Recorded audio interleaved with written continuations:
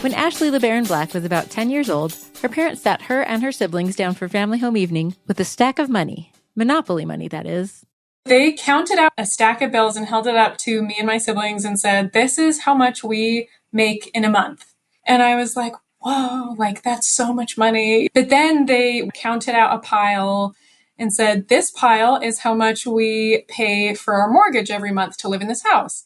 This is how much it costs to pay for our cars every month. This is how much it costs to keep the lights on. This is how much we spend on food." They counted out all our needs.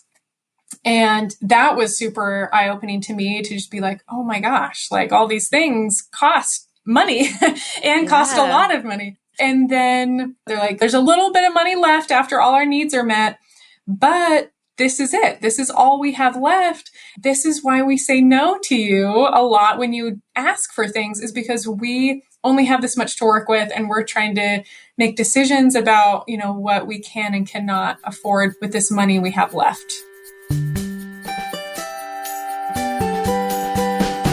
Welcome to the Why Magazine podcast, bringing you ideas, stories, and voices from Brigham Young University.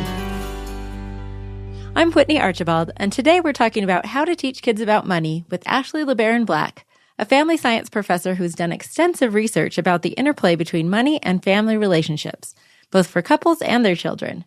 There are obvious financial reasons to teach our kids how to manage money wisely. For one, so they'll eventually be able to support themselves and meet all their financial needs. But a less obvious reason, which Black has studied extensively, is that it will also affect the health of their future relationships. Today we'll discuss some of that research about why it's important to teach kids about money, but we'll also talk about how we can do that effectively.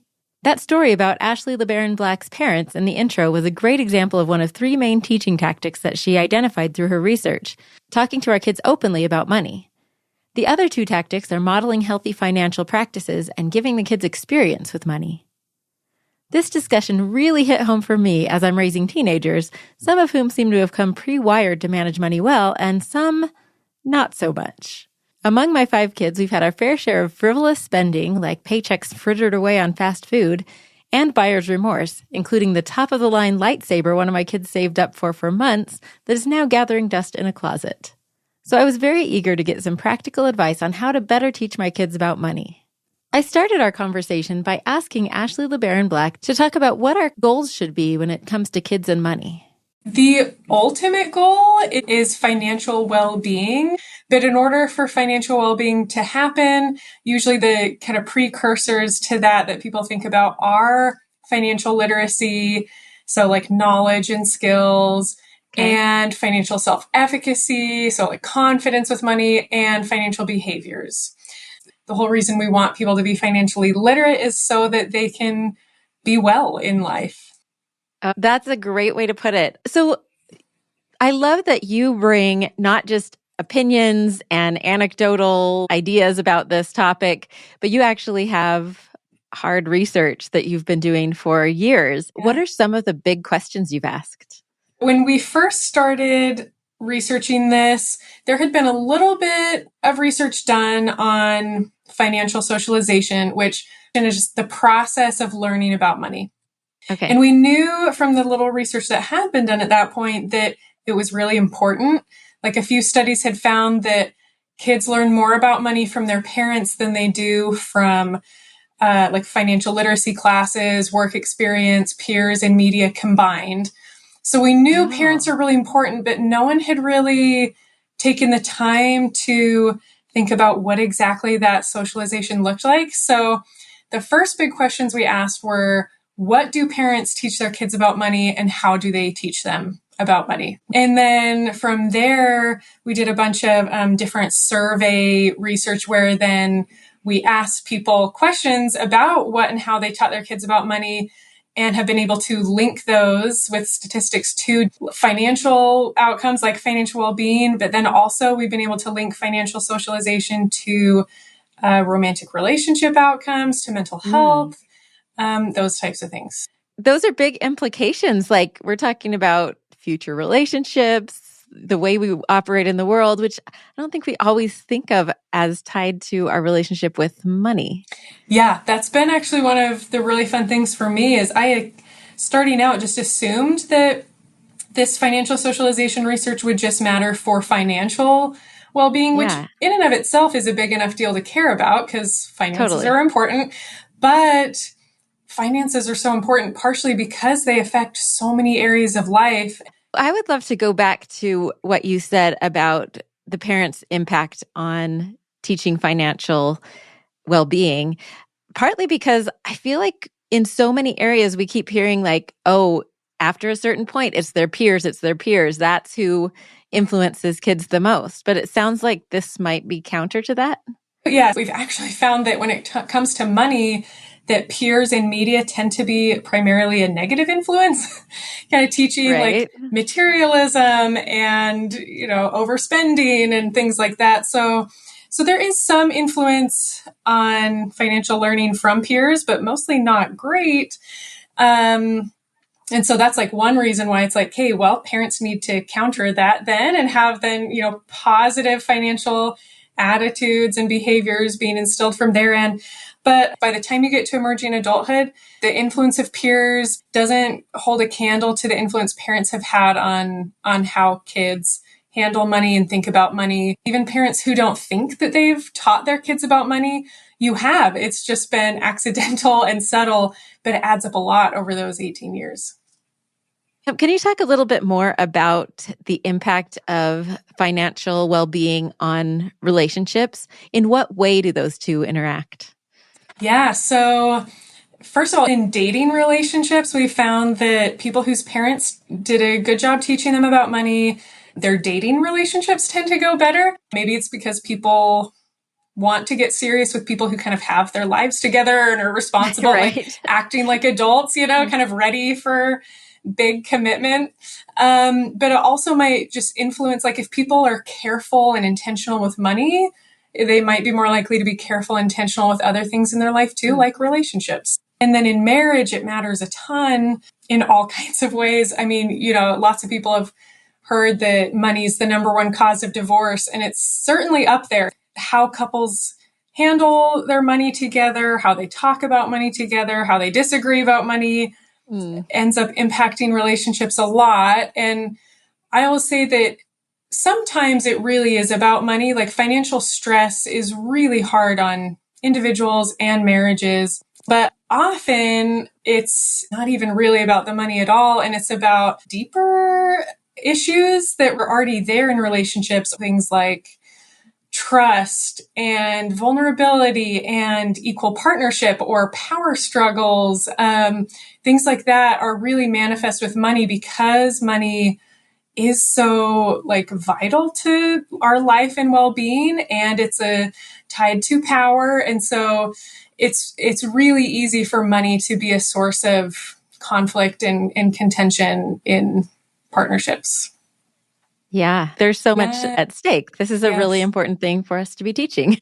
Well, so let's get into kind of the nitty-gritty, because I know some of your research talks about what we should actually be teaching our kids. Yeah, so there are 3 main ways that we found from those 153 interviews. So the first is probably what most people think of when they hear like teach your kids about money.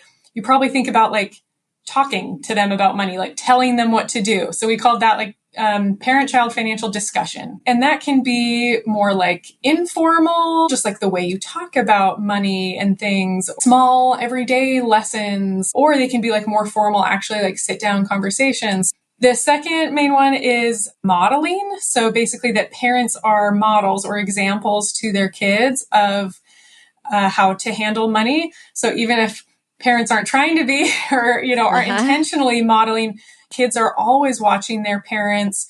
So modeling that example that kids pick up on is important. And then the third one is experiential learning. So these hands-on opportunities for kids to actually practice managing their own money and have their own financial experiences that they can learn from and make mistakes with and actually form their own habits. Awesome. Okay, so let's dive deeper into each of those 3. Talk about kind of some practical ways that we can do those things well. Let's start with when we sit down with our kids to teach them about how money works.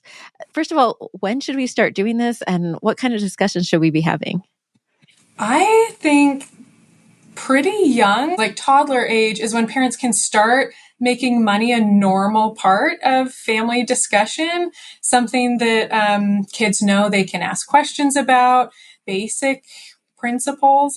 And then we found in the research that discussion seems to be most helpful when it is either child-initiated conversations, or at least that the kids feel like it's a conversation and not just a lecture.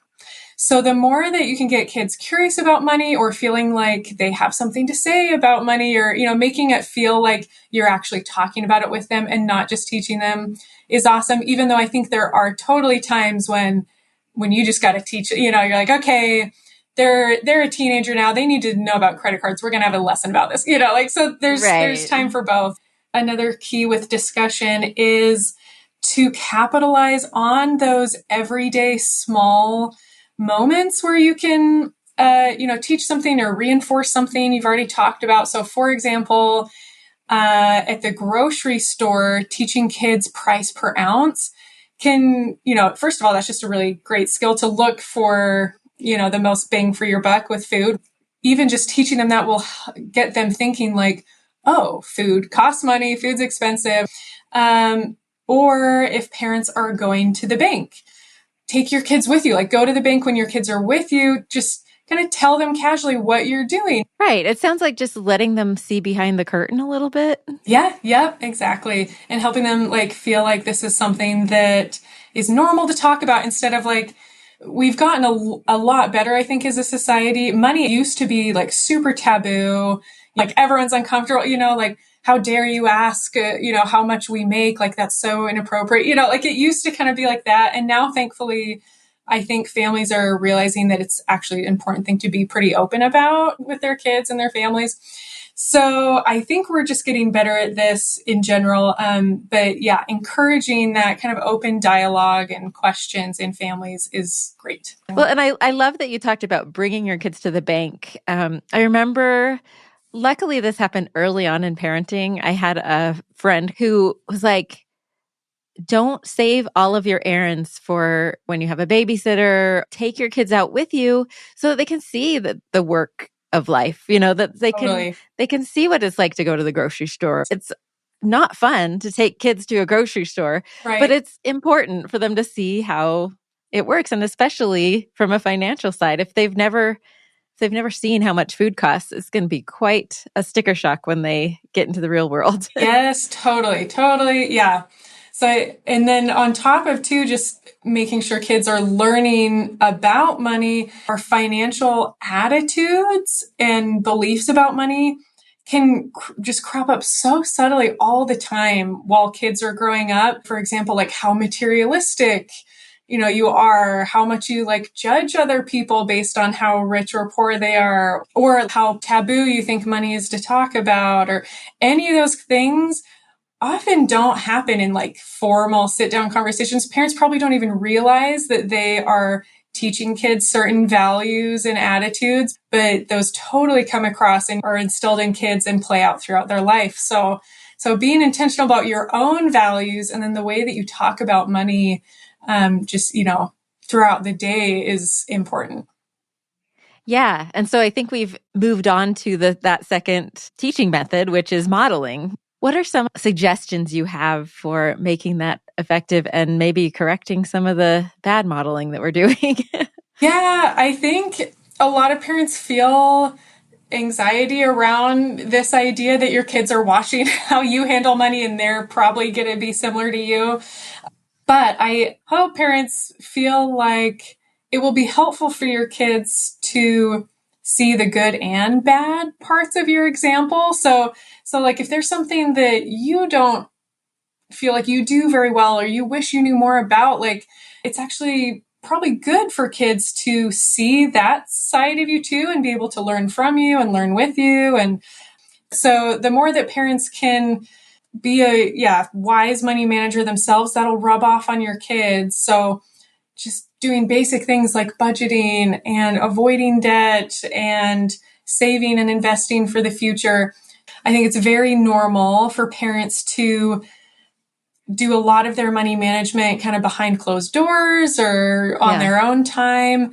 But it's really a helpful learning experience for kids if they actually can see you budgeting, can see you, checking up on your investments and things like that. Great. Okay. So yeah, I keep thinking like often I just don't think to tell them about things. For example, concert tickets, the like third-party vendors are getting so good at mimicking the actual ones that a while ago I got duped by one of them and ended up paying way over ticket price, for that. Yeah. But I learned my lesson from it, but I didn't extend that to let them learn through my mistakes and talk to them about it and like, look at this website and look at the real website. See how close they are. Like I could have walked them through that whole thing. Yeah. But I think that's an example of a good way to teach from our mistakes. That's a great example. So let's move on to experience. How do we give our kids experience with money while they're still under our roof? Yeah, I think there's lots of ways that parents can do this. Basically, whatever financial skills or values or behaviors you want your kids to have when they're on their own, start having them practice that at home. So if you hope that your kids budget later in life, have them budget now. If you hope that your kids, save up for their future, have them start saving for things now.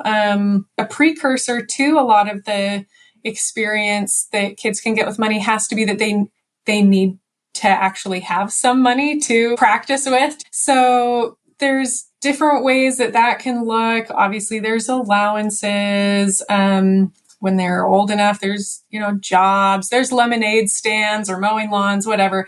But we've seen in the research, it's important to just get money into kids' hands regularly and early on, if possible. Obviously some families would have to be pretty creative about that because money's really tight. But for families who can, that is just really important for kids to start budgeting.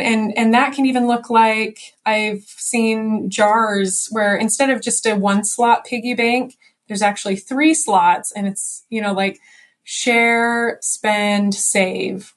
And toddlers can do that. And then even just spending is really great practice to get because when it's your own money, that's the, really impactful lessons like, oh, darn, I really wish I hadn't just blown my money on XYZ because I actually don't care about that very much. I really actually care about this thing, and that's a great lesson for them to feel regret about purchases and learn to make wiser choices next time. Let them make mistakes, give them the space for that, but then also talk through things with them to help them slowly get healthy habits and learn financial literacy. The goal of all of this is that when they turn 18 and, go off and are more financially independent, that hopefully they're already ready to be responsible adults financially. They're not trying to suddenly play catch up and learn all these lessons when the stakes are high and their life is stressful. Like they're already ready to be good money managers. Yeah. So in my personal research for my own family, I noticed there's a lot of debate between like paying kids per chore or paying a set allowance. Basically, like I think of it as like a contract basis or a salary basis with your kids. Does it matter that much? Are we kind of spinning our wheels debating this as long as we're getting money into their hands? Obviously, some parents are rightfully concerned that just giving kids, free unearned money regularly could teach them that money will just always come to them for free, which is of course not true. And then if parents pay for doing chore completion, then it's like, okay, good. Then at least they know that they have to work to earn money. But then parents are worried like that kids will then expect compensation for doing chores. And it's like, well, no, actually, when you're an adult, you just have to do chores because that's life. So there's all these concerns. My personal opinion is I think it's great to have some small allowance that they do just get for nothing regularly. But then I think the key to that is that you actually give them some level of responsibility, age appropriate responsibility to pay for some of their own things. So for little kids, maybe it's, toys, or teenagers, like if they want to do things with their friends or back to school clothes. And then I like the idea of having some chores that they just have to do because you live in this house, you're part of this family. But then if there are extra chores, if your kids know that they can come to you and ask for hard chores for extra money on top of their allowance, it kind of could instill a really great sense of entrepreneurship and, this drive to work hard for money.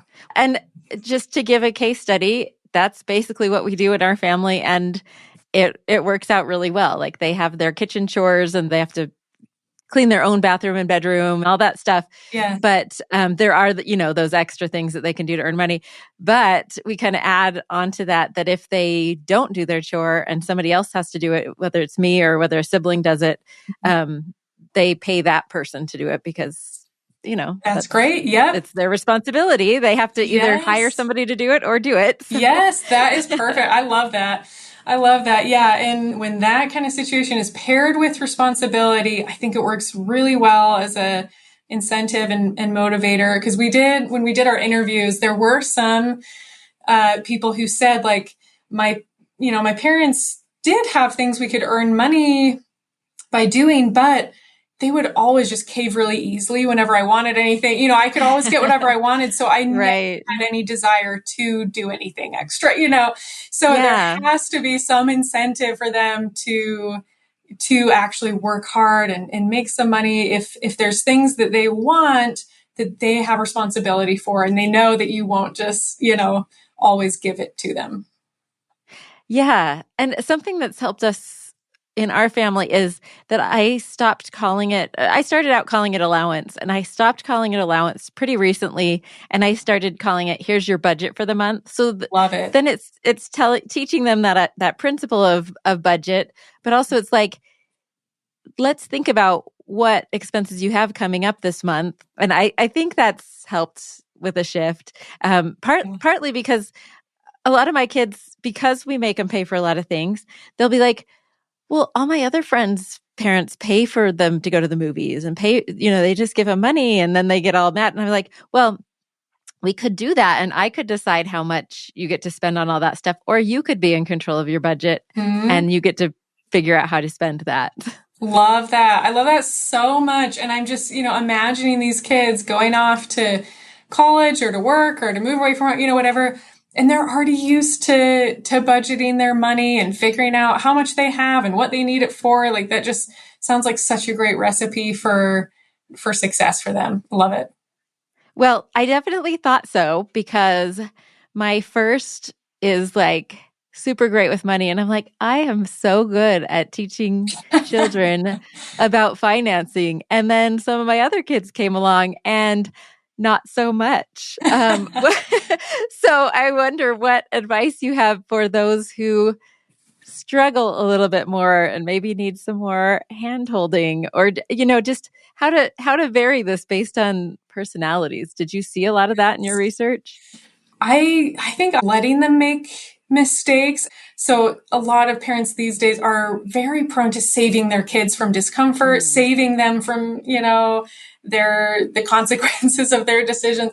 And so just don't save your kids from the natural consequences of their behavior. And this is a great example of that. So yeah, if your kids are just really bad at budgeting their allowance and then they don't have the money that they want for other things, it's going to be really sad to see them be sad about that. But that's great learning experience for them, and is way better for them to be sad about that at home when the stakes are so low compared to taking out tens of thousands of dollars of student loans they wouldn't otherwise need to make their lifestyle more comfortable or something. Like, the stakes just get higher and higher. So hopefully they will start course correcting sometime while they're still at home. Well, is there anything that you want to leave parents with? Any other advice that you have? I think it's important to help kids prepare for the current financial reality Like a lot of kids and young adults expect to be able to have their parents' lifestyle or higher in every way, right? And in a lot of areas, housing is a lot less affordable. Education's really expensive. Inflation has made lots of, food, everything really expensive. But, we don't want to totally stress our kids out, but hopefully preparing them for what it currently looks like to be able to afford a home and what it currently looks like to go to college, I think is helpful. Could be a reality check for the kids if they don't realize how expensive life is. But on the same page, I feel like talking about your history is good too, because they're seeing you right now after you're established in your careers and, things are going better. But maybe you pull out pictures of this was our first apartment together and we had cinder block walls and stains on the carpet. And in our case, millipedes crawling out from under the couch and, just to tell them those stories and we haven't always been here. Yes, I think that's so great. And if kids are to some degree, at least financially independent enough for them to feel discomfort, feel what it's like to not just, have things given to you, be really comfortable, then I think that can help young adults recognize that and know what they, need to do to be able to have a certain lifestyle. But I think even if they don't, and this is with everything in parenting, you do your best. And as long as you're doing your best and being intentional, they're still going to grow up and be their own people and make their own choices. So even you being an awesome parent doesn't always guarantee that they are going to always make great choices. And that's okay. But you're doing your best.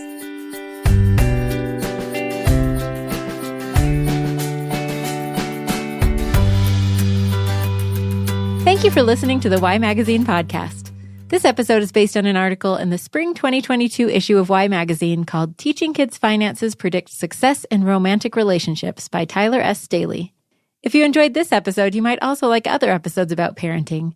Artful Parenting, How to Make Creativity Part of Your Family Culture, Making Peace, How to Mediate Conflict in Our Families, and How to Help Kids Love Reading with BYU professor Paul Ricks. We'd love to get your feedback on this podcast so we can make more of the episodes that you like best. You can take the survey using the link in our show notes. This episode was produced by me, Whitney Archibald, with executive producer Brooklyn Romer and editing by Olivia Flynn. Original music, mixing, and mastering by Jarrett Davis.